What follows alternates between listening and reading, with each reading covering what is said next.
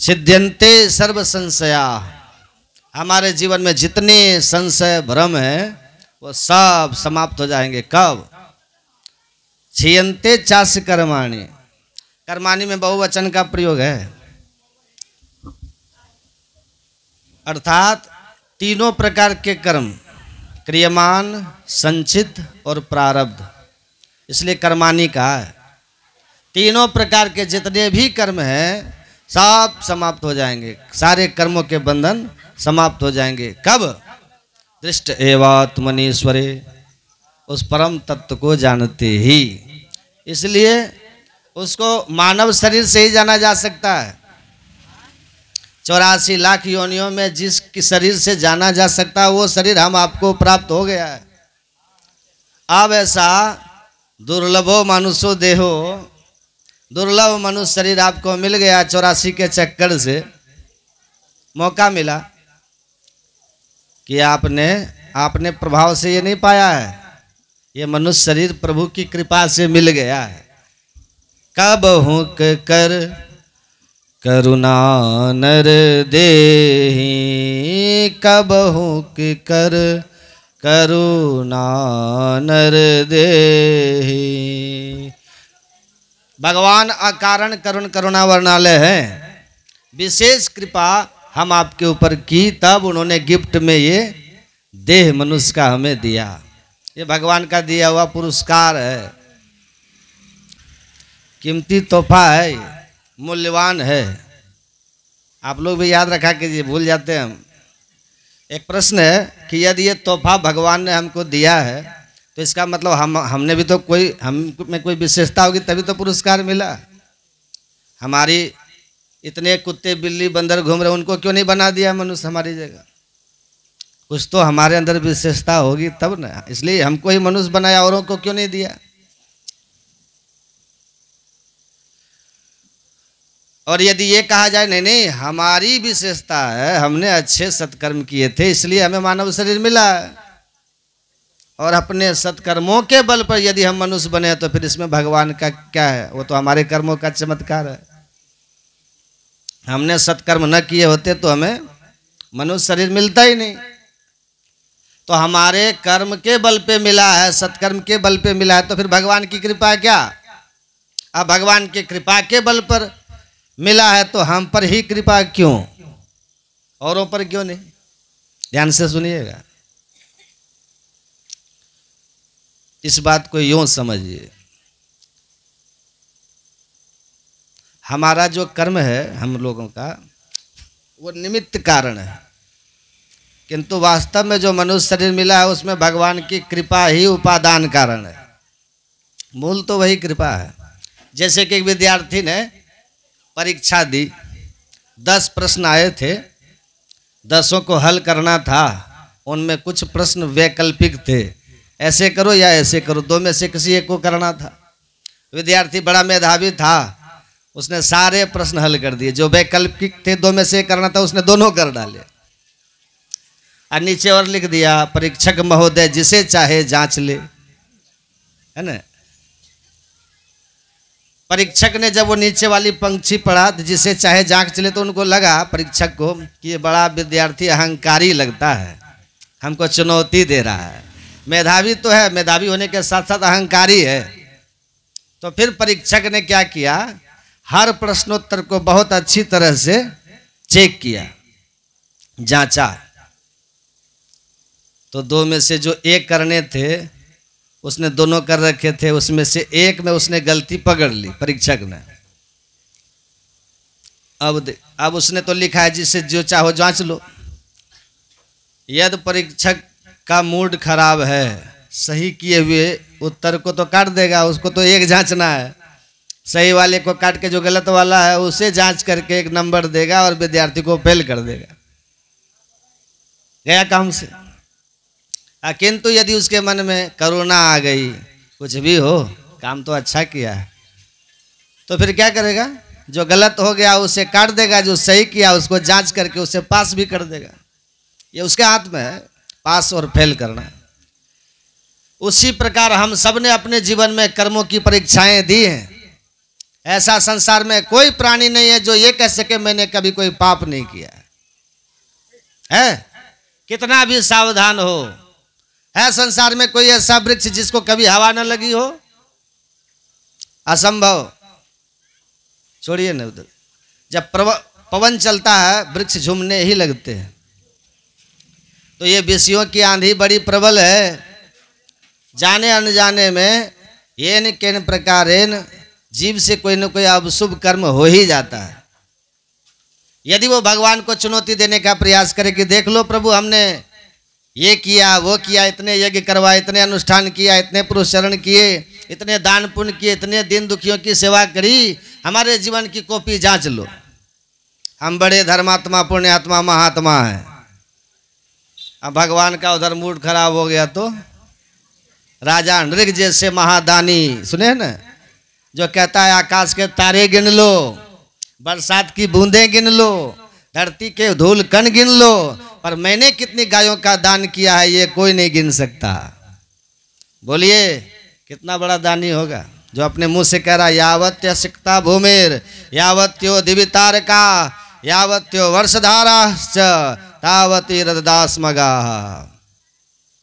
परंतु इतना बड़ा दानी होने पर भी थोड़ा दान का अभिमान किया कि मैं दाता हूं।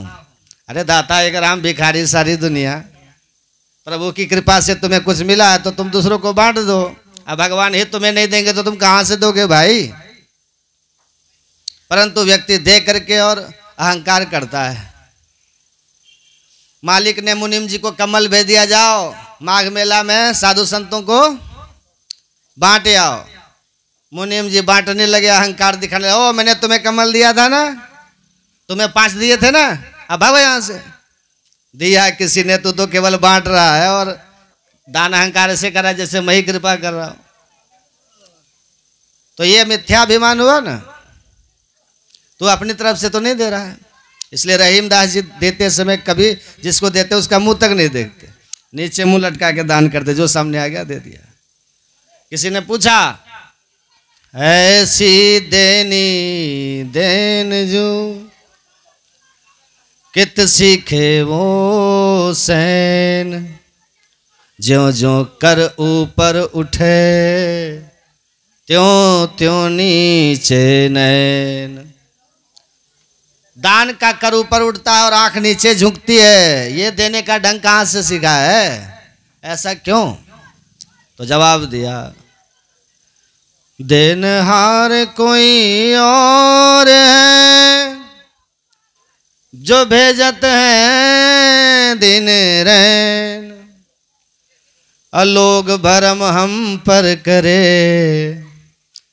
या ते नीचे नैन।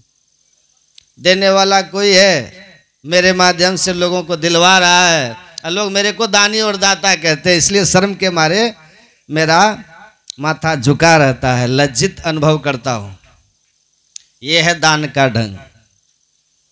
क्षेमम क्षेमम न विंदन्ति विनाय दर्पणम। जो भी कुछ विशेषता आपको प्रभु ने दी है उसे अपनी विशेषता मत बनाओ। भगवान ने दी है इस बात को कभी मत भूलो, तो अभिमान से हमेशा बचे रहोगे। अब भगवान की वस्तु को जब आप अपना मान करके लोगों को देने का, समाज की सेवा का अहंकार पालोगे तो फिर भगवान अपना अधिकार कभी कभी छीन लेते हैं। नहीं, कभी कभी हम हनुमान चालीसा का पाठ करते हैं या फिर स्तुति पाठ करते हैं दैनिक रूप से, तो वो याद हो जाता है ना, कंठस्थ हो जाता है, बिना पुस्तक लिए स्तुति कर लेते हैं। पर कभी कभी जो नित्य प्रति स्तुति करते हैं वो भी बीच में भूल जाते हैं। हम नित्य स्तुति करते, कभी कभी स्तुति हम भूल जाते हैं। ऐसा क्यों क्यों होता है? रोज कर रहे हैं, आज क्यों भूल गए? गुरु महाराज बीच बीच में इशारा करते हैं कि देखो करंट हमारे यहाँ से चल रहा है, बल्ब में प्रकाश हो रहा है, और प्रकाश देने वाला बल्ब ये अहंकार कहे कि मेरी बदौलत ही अंधकार भाग रहा है, मेरी वजह से तू मेरे प्रकाश की छत्र छाया में बैठे हो। और उसी समय लाइट चली गई, तब बल्ब से कहा क्या हो गया? बोले क्या करें, भगवान ने हमको अपनी औकात बता दी कि तुम जो इतने तने बैठे हो, प्रकाशक बने बैठे हो, सबके प्रकाशक हम हैं। हमारे प्रभाव से तुम प्रकाशमान हो रहे हो। सूर्य तपति मद भयात, ये सूर्य में जो प्रकाश है वो प्रभु का है, चंद्रमा में जो शीतलता वो प्रभु की है। आप यदि विद्वान है तो वो विद्या और वो शक्ति वो मेधा परमात्मा ने तुम्हें दी है। अब परमात्मा की दी हुई मेधा को आप अपनी मान करके मैं विद्वान, मैं धनवान, मैं पहलवान, मैं बलवान जब करने लगते हो तो भगवान 1 मिनट में अपना प्रभाव खींच लेते। अब देर नहीं लगती, मस्कई करे बिरंची प्रभु अजय मसकते हीन। 1 मिनट में बड़े बड़े करोड़पति रोडपति हो जाते हैं, नहीं हो जाते हैं। इसलिए मानव शरीर जो मिला है वो आपकी विशेषता नहीं है, भगवान ने कृपा करुणा करके आपको अवसर दिया है प्रभु की कृपा से, तो उस अवसर का लाभ उठाना चाहिए। विनय पत्रिका में गोस्वामी जी कहते हैं, प्रभु तुम बहुत अनुग्रह किन्हो, प्रभु तुम बहुत अनुग्रह किन्हो। क्या अनुग्रह किया? साधन धाम विबुध दुर्लभ तनु। सारे साधन इस मनुष्य शरीर से तो होते हैं। शरीर माध्यम खलु धर्म साधनम, सारे सत्कर्म साधन धाम विबुध दुर्लभ तन, मोहि कृपा कर दीनो, हरि तुम बहुत अनुग्रह किन्नो। विबुध मतलब क्या होता है? देवता। विबुध दुर्लभ तनु, जो देवताओं के लिए भी दुर्लभ है, वह मानव शरीर आपने मुझे कृपा पूर्वक दिया। तो हम अपने बल पर, अपने सत्कर्म के बल पर मनुष्य नहीं बने। आप तो कबहु करि करुणा नर देही देत ईस। ईश्वर ने अपनी कृपा करुणा के बल पे आपको ये गिफ्ट दिया है। और तुमने यदि ज्यादा अहंकार किया तो भगवान क्या करते हैं? शुक्ल पक्ष की जगह कृष्ण पक्ष खोलना चालू कर देते हैं। अच्छे काम किए हैं, यज्ञ की अनुष्ठान किया, वो तो ठीक है, बाद में देखते हैं, पहले जो गड़बड़ किया पहले वो देखो। अनेक राजा नृग दानी होने के साथ थोड़ी तो गलती करी थी। ब्राह्मण की गाय को अपनी मान के दूसरे ब्राह्मण को दे दी, भूल हो जाती है। राजा से भी वही छोटी सी भूल हो गई, पर परिणाम क्या हुआ? गिरगिट की योनि में गिरना पड़ा। कितना बड़ा दंड मिला बोलो। तो कृपा नहीं थी तो इतना बड़ा दंड मिला ऐसे बड़े दानी को। कृपा करनी होती है तब ले भे गतिम धातृचिताम, महाबाल घातनी महापापिनी। जिंदगी में एक भी अच्छा काम किया नहीं, अब भगवान को भी जहर पिला के मार डालना ही चाहती है। एक भी सद्गुण नहीं है, पर न जाने कौन से गुण पर दया निधि रीझ जाते हैं। प्रभु को कृपा करनी थी, माँ यशोदा के सदृश गति उस पूतना को मौसी मान करके दे दी। अनाधुन दरबार है, पर कृपा किस पर होगी ये नहीं कहा जा सकता, क्योंकि कृपा गुणाक्षर न्याय से होती है। लकड़ी में घुन लग गया, लगता है ना, घुन के कारण लकड़ी में भारत का नक्शा बन गया, हो जाता ना। घुन का मूड है, ऐसे ही वो काटता जा रहा था लकड़ी को, परंतु बन गया भारत का नक्शा। उसने थोड़ी बनाया, बन गया, वो तो बन गया। आपको पसंद आ गया, वाह क्या गजब का भारत का नक्शा बनाया है घुन ने। मैं भी अपनी लकड़ी पर ऐसा ही नक्शा बनवाऊंगा घुन से।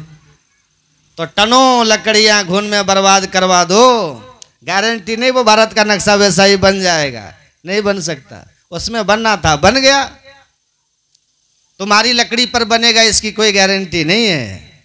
उसी प्रकार भगवान को कृपा करनी थी, मौसी मान के कर दी पूतना पर।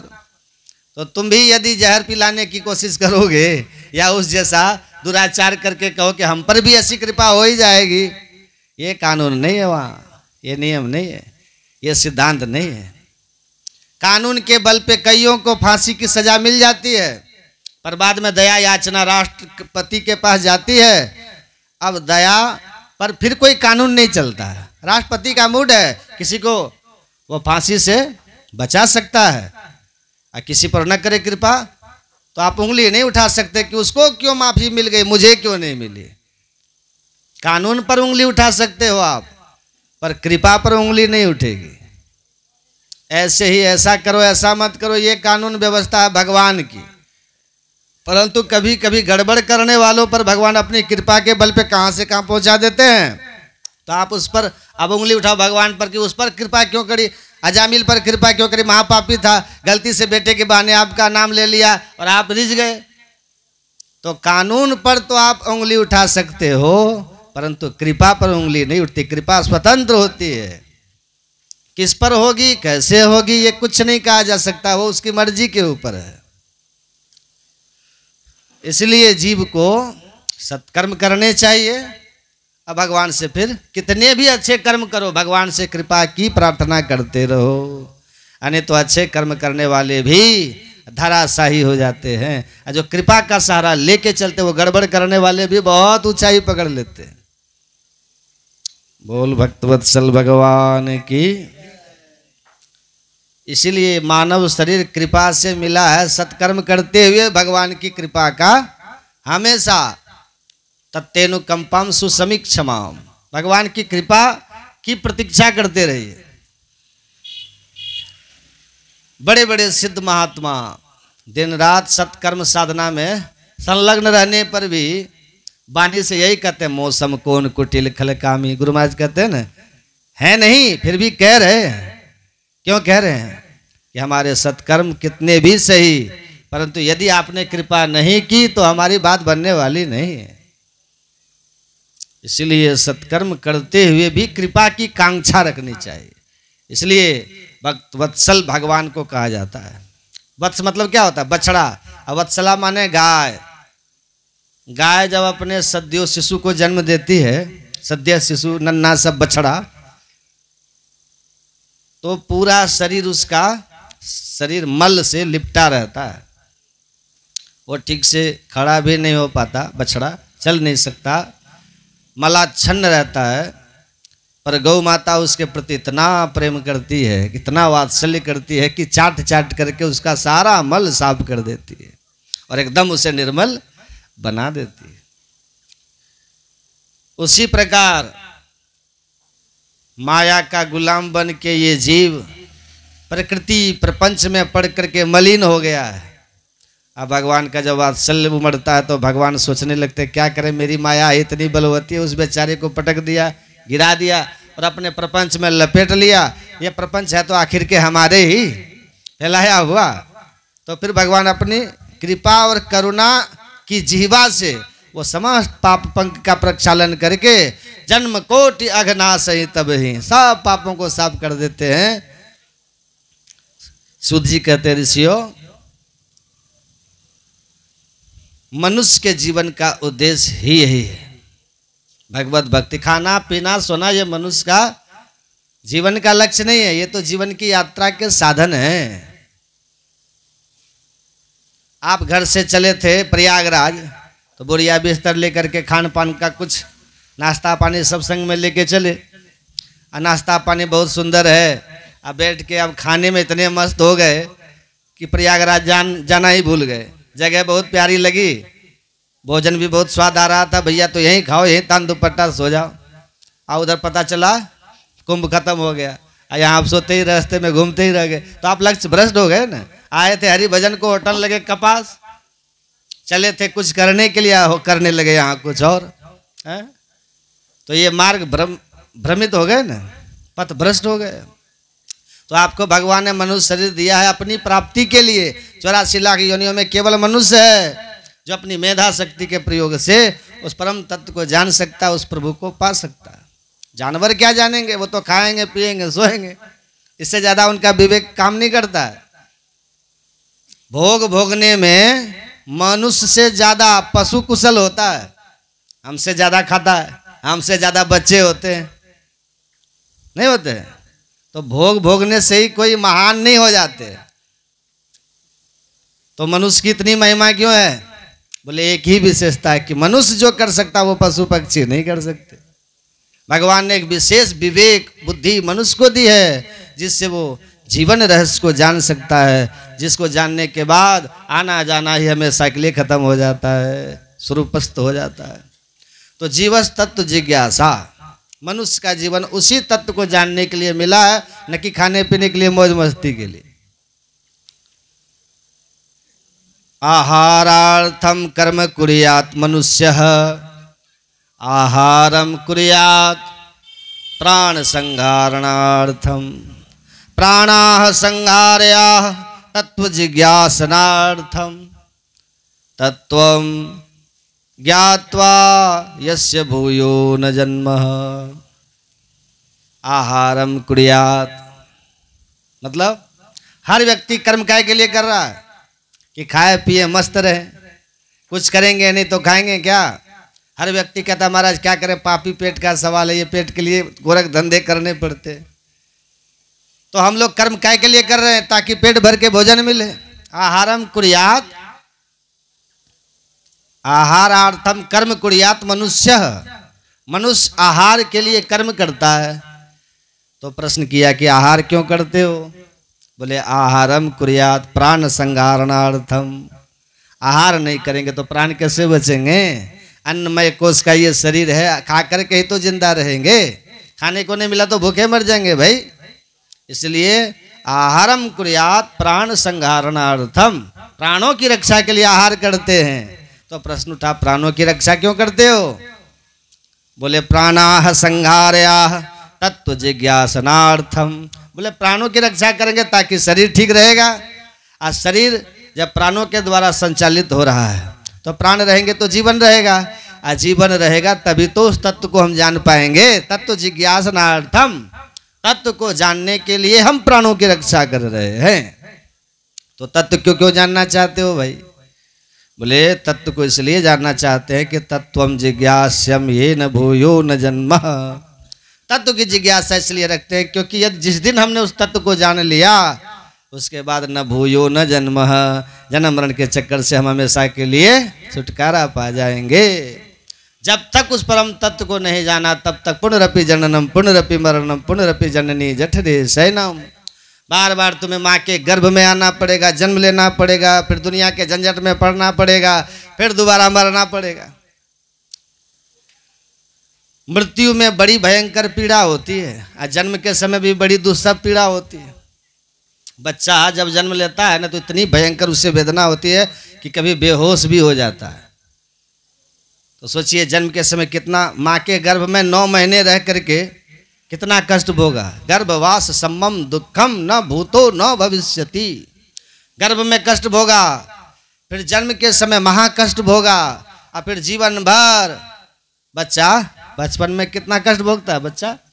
अब बच्चे को मच्छर काट गया, बच्चा रो पड़ा, माँ अपने कथा सुनने में लगी तो माँ ने समझा रो क्यों रहा भाई। अब वो अपना कह सकता है कि मुझे बच्चा ने काटा, मच्छर ने काटा, न खुजला सकता है न बता सकता है, वो रोए जा रहा है। तो माँ ने समझा भूखा तो जबरदस्ती बोतल लगा दी मुंह में। यदि दूध नहीं पी रहा तो समझ रहे कि लगता है इसके कान में दर्द है कि पेट में दर्द है, तो कान में तेल डाल देगी, कभी पेट सूतने लग जाएगी। अब बच्चा अपनी पीड़ा बता नहीं सकता, वो सिर्फ रोना जानता है। अब माँ की बुद्धि जो काम कर जाए वैसा ही वो उपचार करने लग जाती है। तो बचपन में भी कष्ट कम नहीं भोगे, जन्म के बाद में भी बाल्यावस्था में बड़े कष्ट होते हैं। और जब होश में आए थोड़े बड़े हो गए तो फिर पढ़ने का टेंशन, फिर नौकरी का टेंशन, फिर शादी विवाह, फिर बच्चे, फिर बच्चों का पढ़ाना लिखाना, उनकी नौकरी लगाना, पूरा जीवन फिर नोन तेल लकड़ी में भागते फिरो। और फिर जब बुढ़ापा आया तो फिर बुढ़ापे की रोग व्याधियाँ सताने लग गई, फिर मरने के नाम से घबराहट होने लगी, अब जाना पड़ेगा।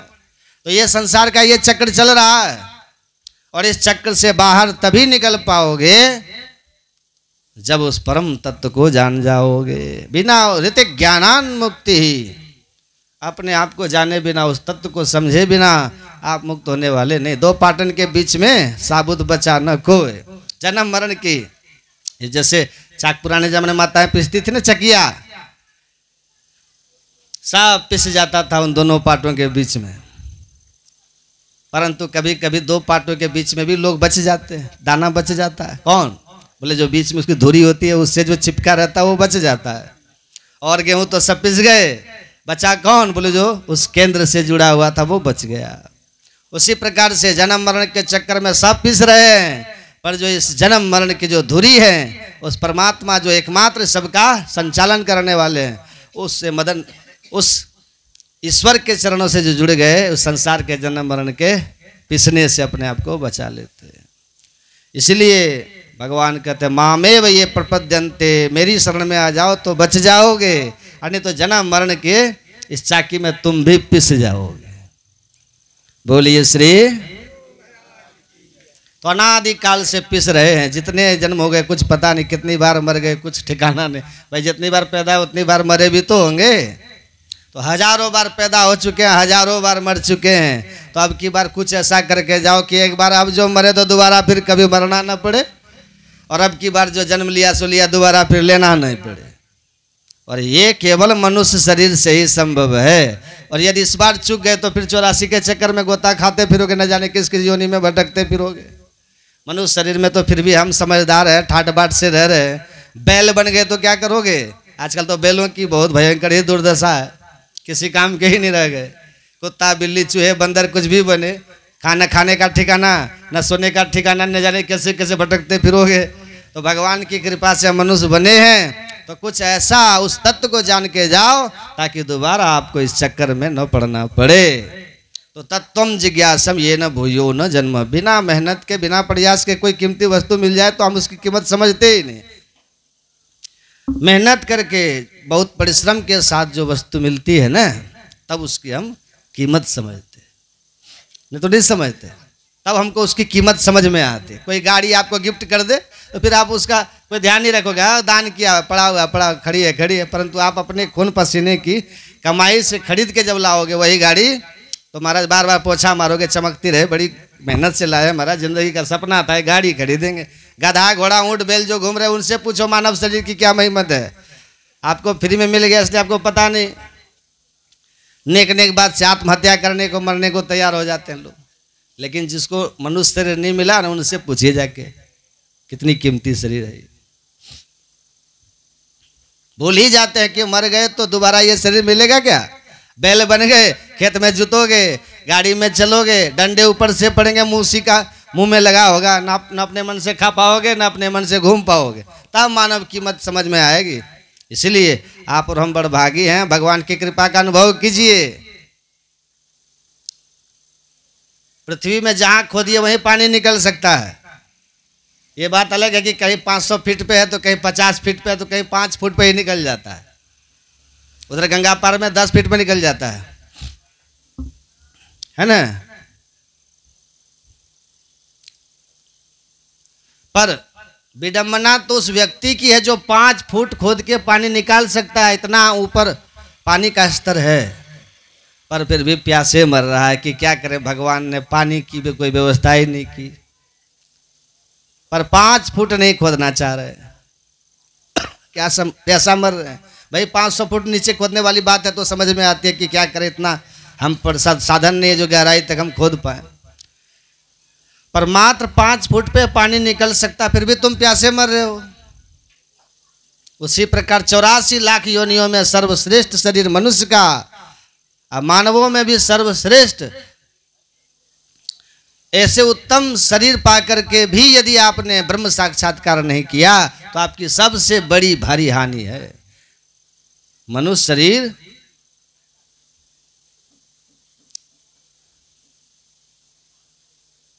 सर्वश्रेष्ठ, ब्रह्मांड में जो उत्तम शरीर है वो मनुष्य का शरीर है।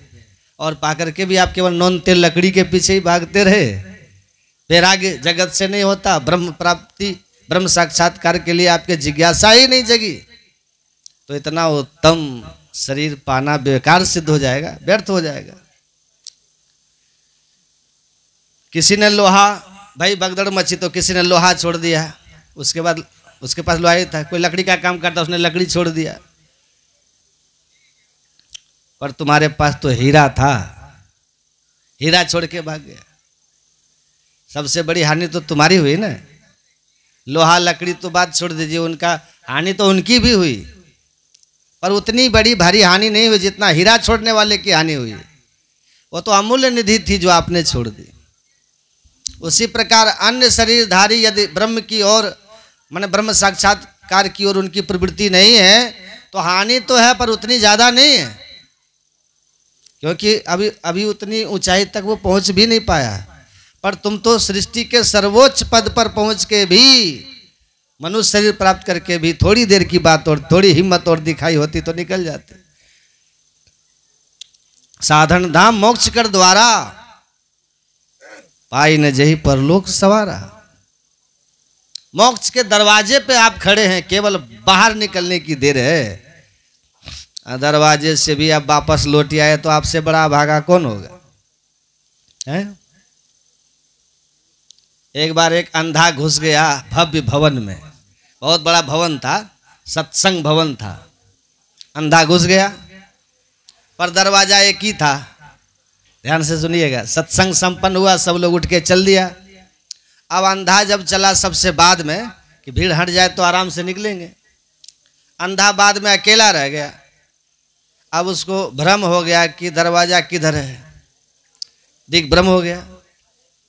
तो जहाँ जाए वहाँ दीवार से टकराए, अंधा दरवाजा नहीं पाए। तो उसने सोचा ये कई उपाय है कि दीवार पकड़ के चलते तो दरवाजा मिल ही जाएगा देर सवेर। तो दीवार से हाथ लगा के चलता गया, जो दरवाजे के पास पहुंचा कि सिर में खुजली मच गई।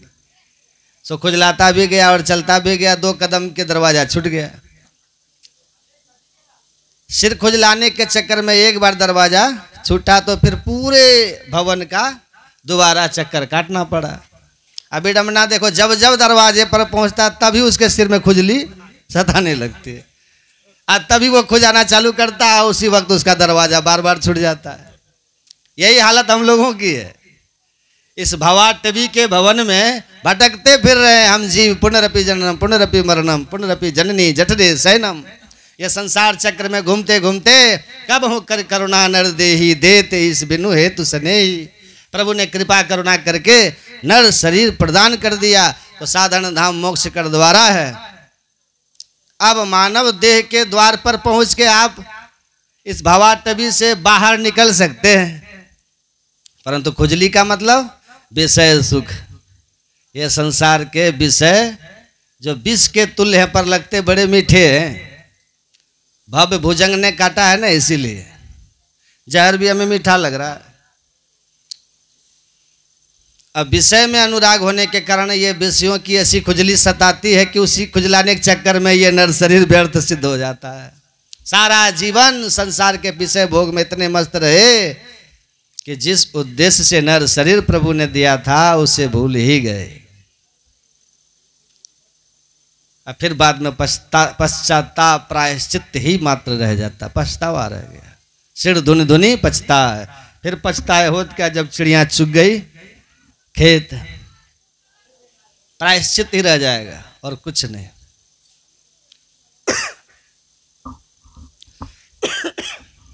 इसलिए अपने जीवन के महत्व को जानो और जिस उद्देश्य से जीवन मिला है उस उद्देश्य की ओर आगे बढ़ो। 2 बैलों से गाड़ी चलती है, दोनों बैल स्वस्थ होंगे तो गाड़ी भी दौड़ेगी। संसार में रह रहे हो, संसार का ही शरीर है, संसार के माता पिता हैं, तो ये संसार के धर्म का भी आपको निर्वाह करना है। आना जाना, लेना देना, खाना पीना, उठना बैठना, ये सब संसार के धर्म हैं, वो आपको करना ही पड़ेगा। उसके बिना न शरीर काम करेगा, न संसार के व्यवहार के बिना जिंदगी भी गड़बड़ा जाएगी आपकी। यह संसार सांसारिक धर्म है, पर केवल उठने बैठने, खाने पीने, लेने देने में ही जिंदगी नहीं चली जाए। जिस उद्देश्य से भेजा है उस उद्देश्य को भी लक्ष्य बनाओ, उसकी तरफ भी थोड़ा ध्यान लगाओ। ये दूसरा बैल है, बैल माने धर्म। तो ये 2 बैलों की गाड़ी है, दोनों बैल स्वस्थ रहेंगे तब आप लक्ष्य की ओर आपकी गाड़ी दौड़ेगी। संसार का व्यवहार भी निभाओ, काम करते चलो, साथ में नाम जपते चलो। तो काम तो दुनिया के सब करते, पर नाम जप का समय नहीं है। एक माला फेरने की भी लोगों को फुर्सत नहीं, 1 घंटा बैठने का फुर्सत नहीं है। ध्यान में बहुत काम पड़ा है महाराज, कहाँ ध्यान में बैठ पाएंगे हम, समय नहीं मिलता है, कौन भजन करेगा। तो मूल उद्देश्य तो वो था, पर उसी के लिए हमारे पास समय नहीं है। 24 घंटे होते हैं ना एक दिन में, 4 घंटे तुम प्रेम से तान दुपट्टा सो, 5-6 घंटे, 8 घंटे से 3 विभाग करो, 8 8 8, ध्यान से सुनिएगा, 8 8 8, 8 घंटे ठाट से सो, इससे ज़्यादा सोना भी नहीं चाहिए। 6-7-8 घंटा, 8 घंटे बहुत ज़्यादा हो गया। 6 घंटे में भी पर्याप्त नींद हो जाती है। 8 घंटे भी आप प्रेम से सो सकते हैं तो 8 घंटे फिर संसार के काम करो। 8 घंटे रात में सोए हैं, 8 घंटे दुनियादारी के सब काम करो, आना जाना लेना देना खाना पीना, ये इस जितने गोरख धंधे हैं 8 घंटे लगाओ उसमें। अब 8 घंटे जो मानव शरीर जिस उद्देश्य से मिला है उसमें भी लगाओ, भगवत भजन में, साधन में, सत्संग में, ध्यान में, जो आपको प्रिय लगता हो, स्वाध्याय में 8 घंटे लगाने चाहिए। 24 घंटे में 8 घंटे, 8 घंटे सोने में खूब आराम से सो, हड़बड़ी करने की जरूरत नहीं है। 8 घंटे संसार में, 8 घंटे भगवान के लिए। ईमानदारी से बताओ 8 घंटे में हम कितने घंटे लगा पाते हैं? 8 घंटे के नाम से लोगों की भ्रकुटी तन जाती है। 8 घंटा, 8 घंटे तो ऐसे कहते जैसे खाट उठ गया। 8 घंटे संभव नहीं। अच्छा तो आधा कर लो भैया, 4 घंटे करो। अरे महाराज 4 घंटे, 4 घंटा बैठने में हालत खराब हो जाता है, इसका भी आधा कर दो भाई, 2 घंटे सुबह शाम, वो भी नहीं। अरे यदि आप 1 घंटे भी उस परमात्मा के लिए नहीं निकाल पा रहे हो तो आपका मानव बनना ही व्यर्थ सिद्ध हो जाएगा। भाई 24 घंटे हैं आपके पास है एक दिन में, और 24 घंटे में से यदि आप 1 घंटा भी इस मानव जीवन के सार्थकता के लिए नहीं दे पा रहे तो आप स्वयं अपने विवेक से विचार कीजिए आप कहाँ जा रहे हैं। यदि अपना जीवन किस उद्देश्य में लगा रहे हैं, आप किस लक्ष्य को पाना चाह रहे हैं। आप जितना कमा लिया है सारी जिंदगी कमाते रहिएगा, तब भी आपकी संतान एहसान मानने वाली नहीं है। किया ही क्या है तुमने हमारे लिए, यही कहेगा। अंत में यही उलाना सुनने को मिलेगा। किया ही क्या है, 2 बेटे हैं, 3 बंटवारे में थोड़ा नेक कसर हो गया, दोनों में तनातनी हो जाएगा। नहीं होता, बाप ने हमारे साथ ऐसा कर दिया, अब पिताजी हम क्या करें, पिताजी क्या कहेंगे। तो सोचिए, जिनके लिए जिंदगी भर आपने इतनी कमाई करी, अपने खाने पीने तक का भी आपने ध्यान नहीं रखा, अपने जीवन के सुख सब ताक पे धर दिए, बेटे को पढ़ाना है, उसे कुछ बनाना है, सारा जीवन उन्हीं के बारे में सोचा, अपने लिए नहीं सोचा आपने। उनसे भी आपको प्रत्युत्तर में कुछ मिलने वाला नहीं है। स्थिति उस गधे जैसी हो जाती है। गधा जब तक कुछ काम करने योग्य होता है तब तक कुंभकार उसको खिलाता है और काम भी खूब करवाता है, और जब काम करने लायक नहीं रहता तो डंडा मार के भगा देता है। बड़े बड़े कौन पिलाओ, फालतू में खर्चा और बढ़े जाओ। पिताजी वृंदावन हरिद्वार, कितना उसने मेहनत करके बोझा ढोया, और जिसके लिए इतना बोझा ढोया उसी ने भगा दिया, डंडे के अलावा कुछ नहीं मिला। गधा कहता हमको भी आज तक कोई पुरस्कार नहीं मिला। बोलो किसी का देखो आज तक कोई पुरस्कार दिया क्या गधे को? जब किसी की मूर्खता सिद्ध करनी होती है तभी यही कहते हैं महागधा है। गधा का गधा ही रहा, इतना परिश्रम करने के बाद भी गधा कहलाया बेचारा। उसी प्रकार हमारी जिंदगी के संसार का बोझा धोते धोते ही नहीं निकल जाए उस गधे की तरह। समय रहते अपने कल्याण का मार्ग प्रशस्त कर लो, अपने बारे में भी सोच लो। बोझा उठाने में तो जिंदगी आपने निकाल दी, अब परीक्षा की घड़ी आगे, कुछ समय मेहनत करके इस परीक्षा को पास करके जीवन की परीक्षा देके सफलता प्राप्त करना चाहिए, जीवन कृतार्थ हो जाएगा। अंत भला तो सब भला। अभी तक आपने कुछ भी किया हो परंतु अंत काल में भी ये थोड़ा सावधानी के साथ संभल गए तो जीवन संभल जाएगा। कैमरामैन फोटो खींचता है ना, अब कैमरा वाला यदि कहे कि हाँ थोड़ा ऐसे बैठ जाओ, थोड़ा ऐसे हंस जाओ, नहीं, कितना भी आप कोशिश करो बढ़िया फोटो नहीं आता है। आता है वास्तविकता मुस्कान में नहीं आती, फोटो में। कभी कभी ऐसा होता है कि हम बिल्कुल तन के बैठे हैं, कैमरा की फोटो खींच रहा है, जरा समझ जाए, और जैसे फोटो खींचा उसी समय आंख झपक गई, अंधा फोटो आ गया। कभी कभी ऐसा भी होता है कि कैमरे पर ध्यान ही नहीं है, हम अपनी मस्ती में मस्त है, कैमरामैन मौका पाके पट से खींचा, ऐसा जोरदार फोटो आया, क्योंकि वास्तविक फोटो आया ना, वो उसमें वास्तविकता दिखाई पड़ी। फोटो बहुत बढ़िया बन गया, क्योंकि कैमरा जब फोटो खींच रहा है उस समय आपका जैसा स्वरूप होगा वही कैमरे में कैद होगा। उसके पहले आप कितना भी तन के संभल के सावधान बैठे हो, पर फोटो खींचते समय यदि आपकी मुद्रा बिगड़ गई तो फोटो बिगड़ गई।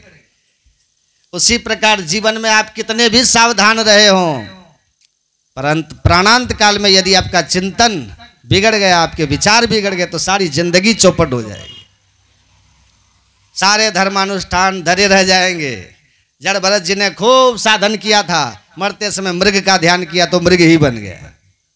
अजामिल ने जिंदगी भर पाप किया, पर मरते समय बेटे का नाम नारायण निकल गया तो फोटो बन गया, अजामिल का चित्र बन गया। इसलिए सारी परीक्षा तो अंत काल की है ना, अंत भला तो सब भला। अभ्यास करके इस अंत की परीक्षा ही आपको पास करनी है, और यही यदि आपने रिजल्ट बढ़िया बना लिया तो तरक्की हो जाएगी, ऊंची कक्षाओं में प्रवेश हो जाएगा। अच्छा, सुनने से फायदा क्या होता है? ये सब 3 फायदे होते हैं सत्संग सुनने से।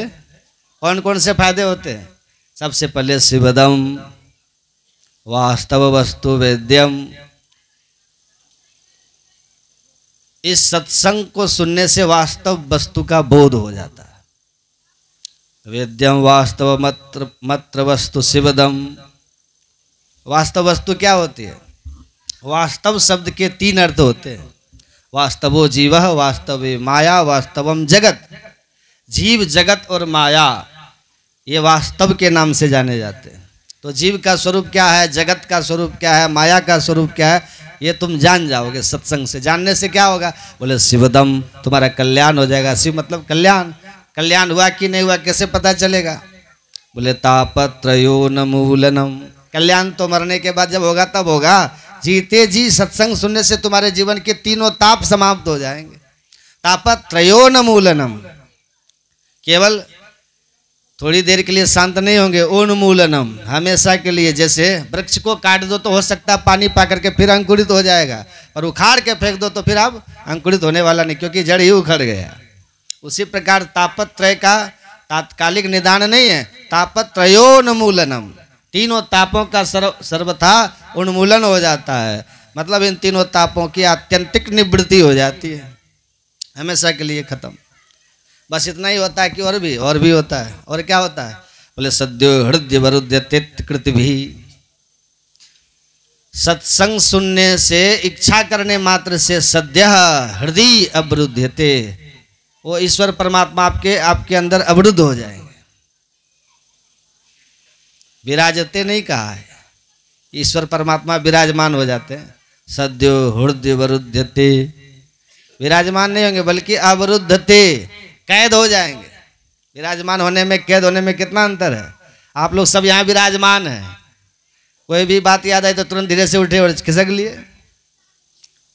किसी ने आपको बांध थोड़ी रखा है। यहाँ विराजमान व्यक्ति स्वतंत्र होता है। जब तक मन में बैठा, मन उछट गया, चल दिया। परंतु अवरुद्ध किसे कहते हैं? बोले गेट बंद। अब सत्संग खत्म होगा तभी खुलेगा, ताला पड़ गया गेट में। अब आपको कोई काम याद आया कि जाना पड़ा, तो बोले क्या करें, फंस गए भाई, अब तो 6 बजे ही गेट खुलेगा।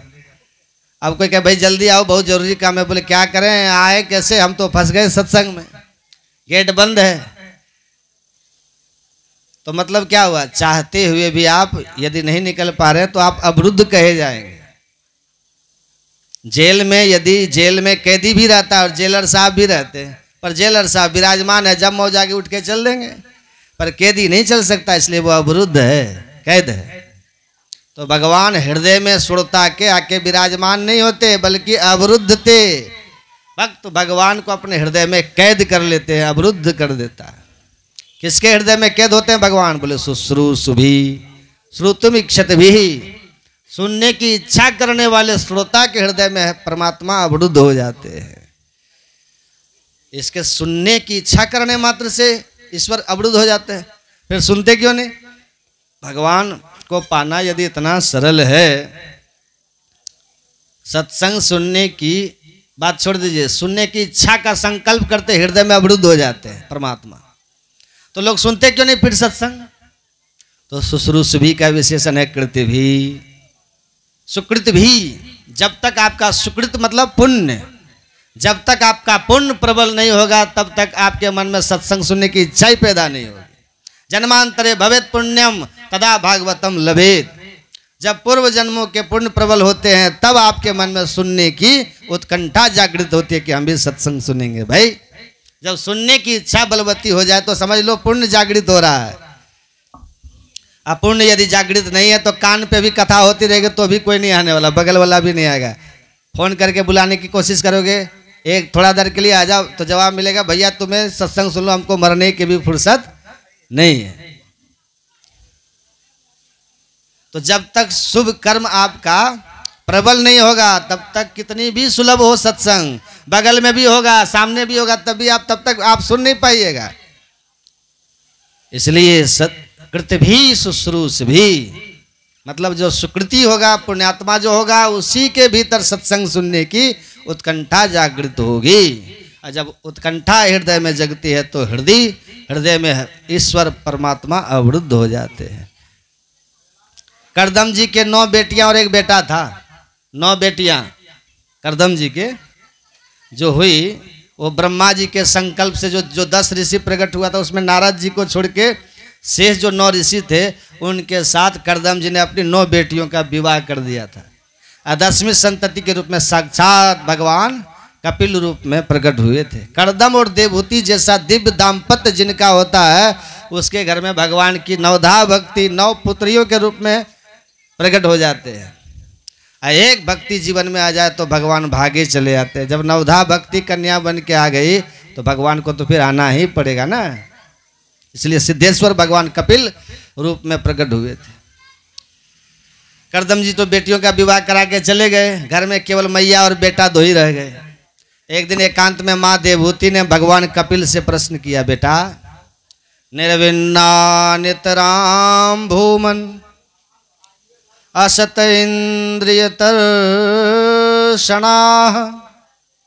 येन सम्भाव्यमानेन प्रपन्नान्धं तव प्रभु। ये बहुत दिव्य संवाद है कपिल भगवान का देवहूति माँ के साथ। 8 अध्याय में वर्णन है, बहुत ध्यान से सुनिएगा आपके लिए। माँ का पहला प्रश्न है कपिल भगवान से, पुत्र मैंने संपूर्ण जीवन में खूब इंद्रियों के द्वारा विषयोपभोग किया, संसार के सारे सुख भोगे, सम्राट की बेटी बन के मायके में ठाठ से रही, और करदम जी की पत्नी बन के कामक विमान में खूब आकाश में विचरण किया। बेटा बेटियों की कोई कमी नहीं, 9 बेटियां हुई, वो भी अनुसुईया अरुंधति जैसी बेटियां। दामाद मिले तो भृगु वशिष्ठ अत्रि जैसे, बेटा मिला तो कपिल तेरे जैसा। सब प्रकार से संसार के सुख और संबंधों से मैं परिपूर्ण हूं, पर फिर भी मेरी आत्मा अतृप्त क्यों है, फिर भी मेरा मन पूरी तरह संतुष्ट क्यों नहीं। कहा फिर भी मेरा मन संतुष्ट क्यों नहीं। तब कपिल भगवान बोले, माँ आज मैं आपको अध्यात्म योग का उपदेश दे रहा हूं, निश्रेयस का मार्ग बता रहा हूं। ये जो मन है ना माँ, जब विषयों में रति करता है तब ये मन बंधन का कारण बनता है, और यही मन जब परमात्मा से प्रेम करने लग जाता है तो यही मन आपकी मुक्ति का साधन बन जाता है। इसलिए मन से बहुत मित्रता भी नहीं करना चाहिए और दुश्मनी भी ठीक नहीं है। मन से बड़ी विवेक पूर्वक काम लेना चाहिए। मन की निंदा भी खूब महात्माओं ने किया है, मन की प्रशंसा भी किया है। मन जब परमात्मा में लग जाए तो यह प्रशंसनीय है, हमारे कल्याण का मार्ग प्रशस्त करने वाला हो जाएगा। भगवान कपिल कह रहे हैं, वो स्वामी जी मन को ही तो पूरी राम कथा सुनाए थे। श्री रामचंद्र कृपालु भज मन, मन को ही तो संबोधन कर रहे हैं, अरे मन राम जी का भजन कर। मन तार्किक है, प्रश्न करता है भजन करने से मुझे क्या फायदा होगा, क्या मिलेगा हमको। गोस्वामी जी कहते हरण भव भय दारुणम, भयंकर जो भव भय है ना, जन्म मरण की जो दुस्सह पीड़ा है, उस दारुण पीड़ा का हरण करने वाले हैं राम जी के चरण। आपदाम अपहर्तारम दातारम सर्व संपदाम लोकाभिरामम श्री रामम भूयो भूयो नमाम्यहम्। सारी आपदाओं का हरण करने वाले प्रभु के चरण हैं। इसलिए हरण भव भय दारुणम, उस दारुण भव भय का हरण करना चाहते हो तो राम जी के चरण का स्मरण करो। और सारी राम कथा सुनाने के बाद भी गोस्वामी जी ने यही कहा, पाई न के ही गति पतित पावन, राम भज सुनो सठ मना। पाई न जेहि गति पतित पावन, राम भजो सुनो सठ मना। यहाँ मन को सठ कह रहे हैं, सुन सठ मना, डांटते भी रहते हैं। लोहा जब गर्म हो तो एक हथौड़ा मार दो तुरंत मुड़ जाएगा, बिना गर्म किए हथौड़ा को मोड़, लोहे को मोड़ना बहुत कठिन है, बड़ा कठोर होता है लोहा। ऐसे ये मन जल्दी भगवान की तरफ मुड़ता नहीं है, विषयों में भागता रहता है। पर जब भगवान के गुणगण श्रवण करते करते मन पुलकित हो जाए, द्रवित हो जाए, पिघल जाए, तभी इस मन पर विवेक का हथौड़ा मारना चाहिए। अरे पापी दुष्ट मन, जिन प्रभु के गुणों पर इतना रिझ रहा है, उनका भजन करते समय इधर उधर क्यों भागता है? सुन सठ मना। तो ऐसे समय समय पर जब पुलकित मन हो तब उसको समझाना चाहिए, डांटना चाहिए, क्योंकि उस समय वो प्रभावित है तो आपकी सुनेगा, मानेगा, और मुड़ भी जाएगा। अस प्रभु दीन बंधु हरि, कारण रहित दयाल, तुलसीदास सठते ही भज, छाण कपट जंजाल।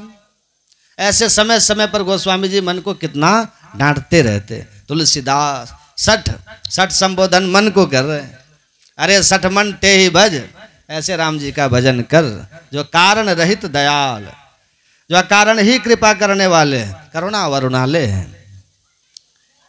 तो सत्संग के द्वारा भगवान के दिव्य गुणों का श्रवण करते हुए हमारा मन पिघल जाता है, द्रवित हो जाता है। बात गदगदा द्रवते यस्य चित्तम। और उस प्रभावित मन को जब आप विवेक से समझाओगे तो वो मन सुनेगा, समझेगा, मानेगा भी। इसलिए कपिल भगवान कहते हैं, मां मन को ईश्वर के चरणों में धीरे धीरे इसी प्रकार मोड़ने का प्रयास करना चाहिए। मन स्वभाव से बड़ा रसिक है, पर इसको थोड़े बहुत रस में आनंद नहीं मिलता, भरपूर रस चाहिए इस मन को। संसार में जो रस है ना, अल्प है, थोड़ा। रसगुल्ला का नाम सुनते मुंह में पानी आ जाता है, रसगुल्ला में बड़ा रस होता है। ठीक है, ये खा के देख लो, एक खाया तो आनंद भी खूब आया, एक और खा लो और ज्यादा आनंद आया। परंतु ज्यादा से ज्यादा 2 या 4 खा लो तभी तक आनंद है। अब किसी ने जबरदस्ती 2-4 और पटक दिए कि हमारा मन रखने के लिए ये तो तुम्हें खाना ही पड़ेगा, तो अंत में आप हाथ जोड़ लोगे, भैया तेरे हाथ जोड़ूं, अब हमारे सामने से इसे अलग हटा दो। अब खाने की तो छोड़ दो, देखने से भी हमको हमारा मन खराब हो रहा है। तो कुछ क्षण पहले उसका नाम सुन के आप पुलकित हो रहे थे, अब देखने से भी घृणा हो रही है। ये संसार के सभी विषयों का यही हाल है। इनमें सुख है पर भरपूर नहीं है, थोड़े में ही विराग हो जाता है, थोड़े में ही मन उछट जाता है। परंतु इसलिए मन रूपी भंवरा भी इससे उड़ जाता है। मन का स्वभाव भंवरे जैसा होता है। भंवरा फूल पे मड़राता है, फूल में यदि थोड़ा सा रस लेता है तो थोड़ा सा रस लिया और फुर्र से उड़ के दूसरे फूल पे जाके बैठ जाता है। अल्प रस था इसलिए उसको छोड़ के भंवरा उड़ गया। परंतु किसी कमल दल में पर्याप्त मकरंद भरपूर हो तो भंवरा पूरा मनोयोग से बैठता है और चकाचक रसपान करता है, और रसपान में इतना उन्मत्त हो जाता है कि कि सूर्यास्त होते कमल कोश बंद हो गया। अब भंवरा भी उसमें कैद हो करके बंदी बन गया। भंवरा जो काठ में भी छेद कर सकता है, परंतु प्रेम में पगा हुआ भ्रमर कोमल पंखुड़ियों को नहीं काट पाता और रात भर उसी में कैद बना रहता है, इतना दीवाना हो जाता है। अब बैठा बैठा सोचता है, रात्रिर्गमस्यति भविष्यति सुप्रभात, वास्वानुदिश्यसि हसिष्यसि पंकजश्री। रात्रिर्गमस्यति, अरे रात हमेशा थोड़ी बने रहेगी, चली जाएगी। जब रात जाएगी तो भविष्यति सुप्रभातम, सवेरा हो जाएगा। रात जाएगी सवेरा होगा। अब भास्वान उदिश्यसि, भुवन भास्कर का उदय होगा। अब भुवन भास्कर की किरणों का प्रकाश पा करके हसिष्यति पंकजश्री, ये पंकज विकसित हो जाएगा, ये कमल कोश खिल जाएगा, अब मैं रस लेके उड़ जाऊंगा। तो दोनों प्रकार की प्रकृति है। चंचल प्रकृति में उसको भ्रमर कहते हैं, और जब डूब जाता है रस पान करने में तब उसको मधुप कहते हैं। दोनों भंवरे के ही नाम है, मधुप भी और भ्रमर भी। तो भंवरा जितना चंचल है उतना ही पर्याप्त मकरंद पा करके रस में पूरी तरह डूबना भी जानता है, मधुप बन के उड़ना भूल जाता है। ठीक इसी प्रकार मन की प्रकृति है, मन परम रसिया है, पर इसको रस भरपूर चाहिए। संसार में वो रस इसको कहीं मिलता ही नहीं है, इसलिए थोड़ा रस लिया और वहां से उच्चाटन इसका हो जाता है, मन वहां से उड़ जाता है, थोड़े में गुजारा नहीं हो पाता। परंतु भगवान तो साक्षात रस सिंधु है, रसो वैसा, रस के भंडार हैं भगवान परमात्मा। जब ये मन रूपी भंवरा उस रस सिंधु परमात्मा के पाद पद्मों का रसिक बन जाता है और उसमें डूब जाता है, और रस ही रस जब वहां प्राप्त होने लगता है, अरे एक कमल पर भंवरा दीवाना हो जाता है। और परमात्मा के तो प्रत्येक अंग कमल हैं, नवकंज लोचन, कंज कितना तुम रस पान करोगे, पूरा कमल का वन खिल रहा है।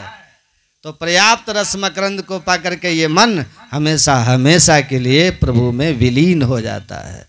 इसी रहस्य को भगवान एकादश स्कंद में उद्धव से कहते हैं, विषयान्ध्यायश्चित्तम विषयेषु विसज्जते मामनुस्मरतश्चित्तम मय्येव प्रबलीयते। विषयों का चिंतन करने से मन विषयाकार हो जाता है, परंतु जब मेरा चिंतन करने लगता है वो मन, तो मय्येव प्रबलीयते। भगवान कहते हैं मैं वो मन सदा सदा के लिए मुझ में लीन हो जाता है, उड़ना भूल जाता है। भाई कम रस होगा तब न उड़ेगा, भगवान तो रस के भंडार हैं, इसलिए मन जल्दी से भगवान में लगता नहीं, और लग गया तो फिर वहां से उड़ना भूल जाता है, वहां से फिर हटता नहीं। इसलिए भगवान ने सिर्फ लियते नहीं कहा, लियते मैंने लीन हो जाना, लियते नहीं कहा, विलियते नहीं कहा, प्रबलीयते, मतलब प्र और वी दो अपसर्ग लगे।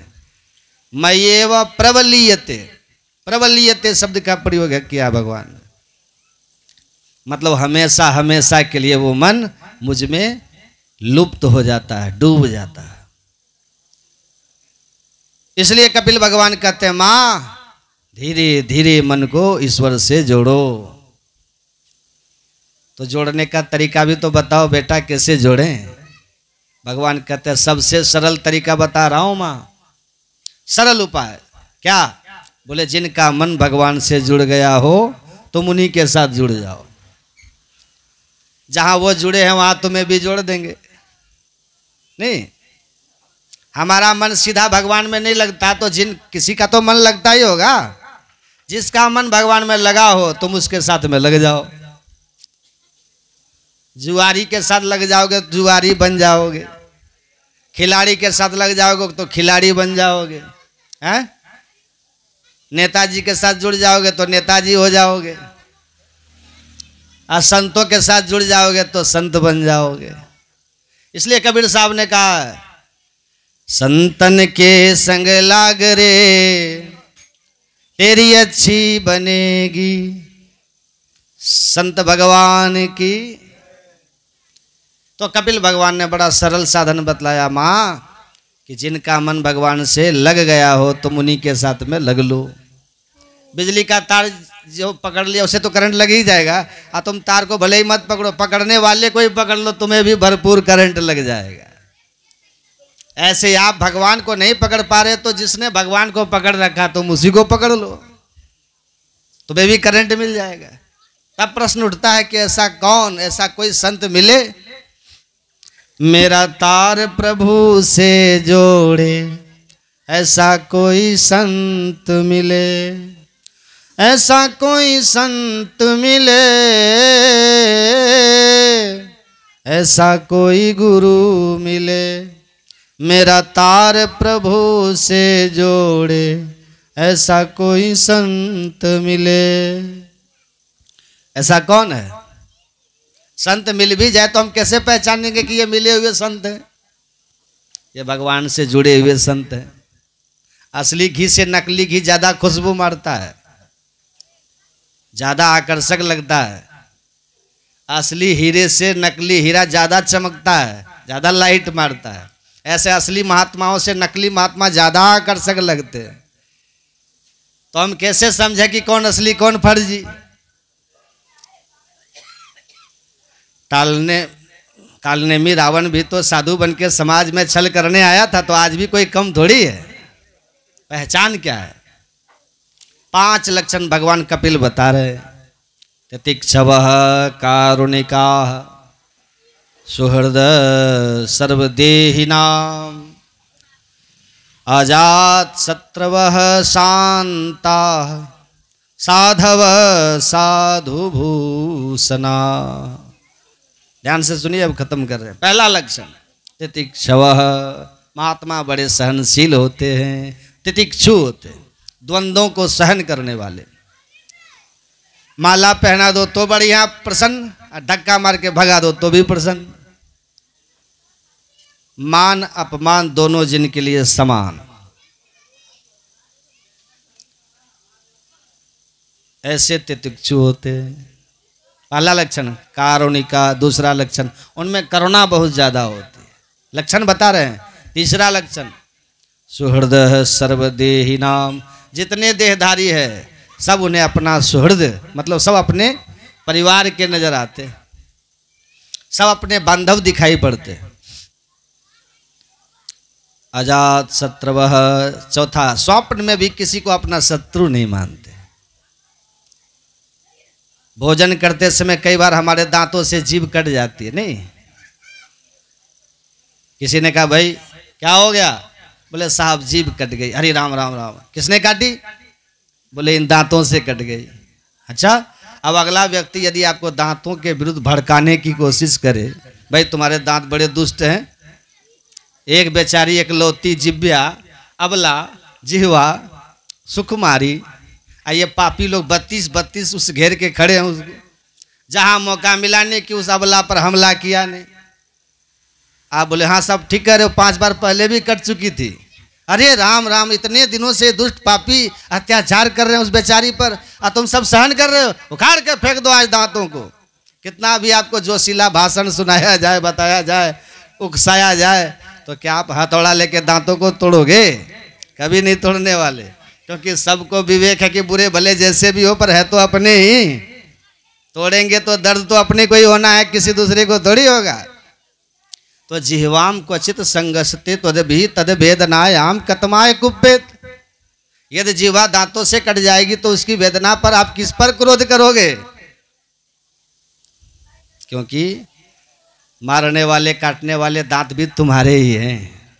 तो जो विवेक हमें इस शरीर में है, वही विवेक व्यापक रूप से संसार में संतों की होती है, उनके हृदय में होता है कि बुरा भला जैसा भी हो है तो इसमें भी तो उसी ईश्वर का वास है। ऐसी दिव्य दृष्टि होने के कारण निज प्रभुमय देखहि जगत कहि सन करहि विरोध। जिन प्रभुमय संसार नजर आ रहा वो बैर विरोध किससे करेगा? बैर विरोध किससे करेगा? ये सिद्ध कोटि के संतों का स्वरूप है। ऐसे संतों को पहचानो। महात्मा किसे कहते हैं? जिसकी महान आत्मा हो। तो महान आत्मा का लक्षण क्या है? प्रलयस्यापि हुंकारैः चलाचल विचालैः विक्षोभं मैव यस्यान्तः समहात्मेति कथ्यते, उसको महात्मा कहते हैं। स महात्मा इति कथ्यते, किसको महात्मा कहते हैं? प्रलयस्यापि हुंकारे, प्रलय की हुंकार क्यों न हो रही हो महाप्रलय के समय। समुद्रों में देखिएगा बड़ी ऊंची ऊंची लहरें उठने लगती हैं, समुद्र अपनी सीमाएं सब जलमग्न होने लगता है, हाहाकार मचने लगता है, चराचर प्राणी सब समाप्त होते चले जाते हैं। उस प्रलय की हुंकार क्यों नहीं हो रही हो? सब संसार चलाचल हो रहा है, पर उस भीषणतम स्थिति में भी विक्षोभ नैव यस्यांतः, जिसके अंतःकरण में उस हालत में भी कोई क्षोभ पैदा न हो, कोई घबराहट न हो, कोई भय उत्पन्न न हो, उसको महात्मा कहते हैं। इसलिए महात्मा जंगल में रहते हैं, शेर भालू सांप बिच्छू तमाम डोलते रहते, तभी उनको मरने का कोई डर नहीं, कोई भय नहीं। और जिसके भीतर सबके प्रति प्रेम होता है, सब में परमात्मा का भाव जिसके हृदय में भरा होता है, उसके संपर्क में आने पर हिंसक जीव भी हिंसा का त्याग कर देते हैं। सबके भीतर परमात्मा की यदि दृष्टि हो, सबके भीतर आप भगवान को देख रहे हैं, तो ऐसे भाव पूर्ण दृष्टि से देखने वाले संत के पास हिंसक शेर व्याघ्र आदि भी हिंसा को त्याग देते हैं, आप प्रेम करने लग जाते हैं। श्री पीपाजी महाराज थे ना, भक्तमाल में उसका चरित्र आता है। एक गांव के किनारे जंगल में शेर आ गया, कहीं मनुष्यों को खा गया, कई मनुष्यों को नरभक्षी शेर, उसका आतंक चारों तरफ व्याप्त हो गया। उसी गांव में भिक्षा लेकर के पीपाजी महाराज जंगल की तरफ जाने लगे तो गांव वालों ने रोका, ए बाबा मरने जा रहे हो क्या? कईयों को खा चुका है शेर, वहां घूम रहा है, उधर मत जाना। पीपाजी महाराज बोले, भैया जो होगा सो देखा जाएगा। नहीं माने, चले गए। और जैसे ही जंगल में प्रवेश किया, दहाड़ मारता शेर सामने आके खड़ा हो गया। गांव वाले दूर से देख रहे थे, अब ये बाबा गया। परंतु जैसे सिंह गर्जना करता पीपाजी महाराज के सन्मुख आया, पीपाजी महाराज मुस्कुरा करके देखने लगे, बिना डर के भयभीत के हुए, और उसको प्यार से समझाने लगे, ए भैया तुझे पशु योनि प्राप्त हुई, न जाने किस पाप के कारण तू पशु बना है, अब फिर पाप करेगा तो न जाने फिर किस पतित योनि में जाएगा। इसलिए अब तो पाप करना बंद करो, भगवान का भजन करो, तुम्हारा कल्याण हो जाएगा। जैसे किसी मनुष्य को समझा रहे, इतने प्यार से उस शेर को समझाने लगे। उनकी दिव्य भावना का ऐसा दिव्य प्रभाव पड़ा कि वो शेर कुत्ते की तरह पूंछ हिलाता उनके चरणों में आके बैठ गया। तुरंत पीपाजी महाराज ने रामानंदी तिलक लगा दिया, तिलक लगा दिया, गले में तुलसी की कंठी पहना दी और कान पकड़ के शेर के कान में ही मंत्र फूंक दिया। बोले आज से तू भगवान का भक्त हो गया, अब गड़बड़ मत करना, भजन करो आराम से। कान में फूंक दिया, बोले आज से तू वैष्णव बन गया, भगवान का भक्त बन गया, अब गड़बड़ न करना, जाओ भजन करो। आज शेर प्रणाम करके चला गया। अब गांव वालों ने जब ये दृश्य देखा, सब अवाक रह गए, चमत्कार हो गया। ये शेर तो कितना खतरनाक था, कितने मनुष्यों को खा चुका था, अब बाबा जी के सामने चेला बन गया उनका। ये चमत्कार। तो जिन भक्तों के हृदय में सबके प्रति प्रीति होती है, किसी के प्रति कोई दुर्भावना नहीं होती, उसके पास आकर के हिंसक शेर भी अहिंसक हो जाते हैं। और इसलिए महात्मा सबके प्रति करुणा लिए जगत में स्वच्छंद विचरण करते हैं। अष्टावक्र को जब कहा ना राजा जनक ने क्या चाहिए, राजपाट धन दौलत, उन्होंने कहा इन नश्वर वस्तुओं की हमें जरूरत नहीं है। अगर आप देना चाहते हो तो जो ज्ञान मैंने आपको दिया है, इस ज्ञान का आप प्रचार करने में तन मन धन से सहयोगी हो जाना, यही हमारी दक्षिणा होगी, यही दक्षिणा होगी। और दीक्षा में हम लोग कहते हैं ना, शपथ भी लेते हैं कि मैं संत मत के उन्नति में तन मन धन से मददगार रहूंगा, लेते हैं ना। तो गुरु महाराज के ज्ञान को पकड़ के रखिएगा और इस ज्ञान के प्रचार में सहयोगी होकर रहिएगा। आपको गुरु की कृपा से तन मन धन में वृद्धि करेंगे। आप सबका शुभ हो, कल्याण हो, मंगल हो।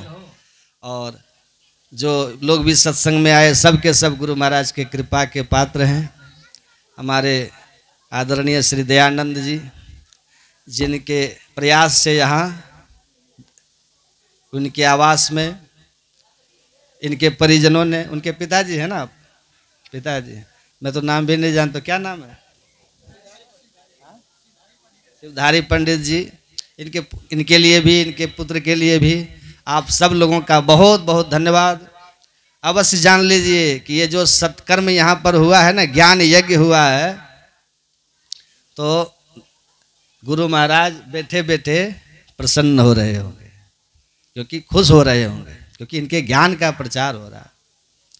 तो गुरु महाराज आप लोगों को अपने छत्र छाया में रखे, अपने शरण में रखे, कृपा बनी रहे। मैं आप सबके लिए प्रार्थना करता हूँ और आप सब के लिए भी शुभकामना है कि आप लोग का लोक परलोक दोनों शुभ हो, मंगल हो। बोलिए श्री सद्गुरु। लीजिए।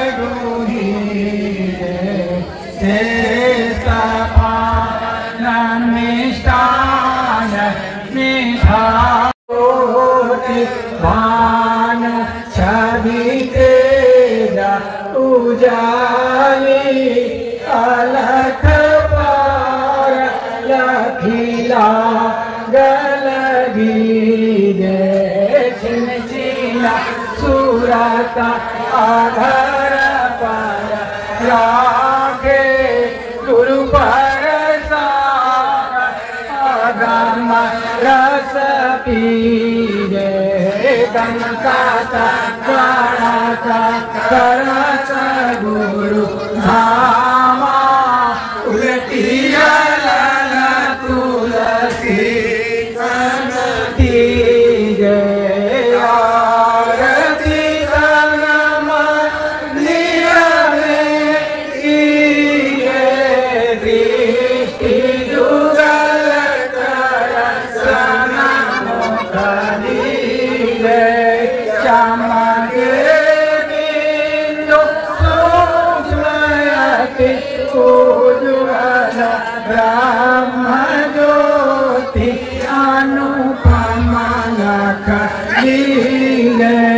जगमग जगमग रूप ब्रह्मांडा निरखी निरखी ज्योति तजदी शब्द सुर कया व्यास सरल चल करी करी सार सबद गहिली ऐसी जुगति काया जागी भव भर्म भेद सकल मल छीरे भव चंदनया रतिय निर्मल करी में अमृत रस